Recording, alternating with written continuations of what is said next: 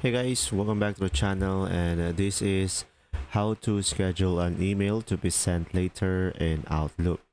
So first thing what you will do is simply go ahead and open up your Outlook application into your PC. And now here guys, just simply go for the new email on the top left corner of the screen, and just simply go ahead and provide the email of the person that you want to send this email to.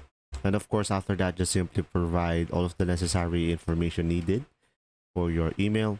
And now, once you are done, in order for you to set a schedule, just simply go to the file on the top left over here inside the composer email and go for the properties.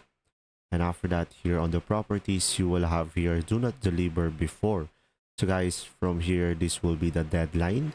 So just simply set a date. Let's say I'm gonna go for 17, and it will be sent during 5 p.m. and just simply select close.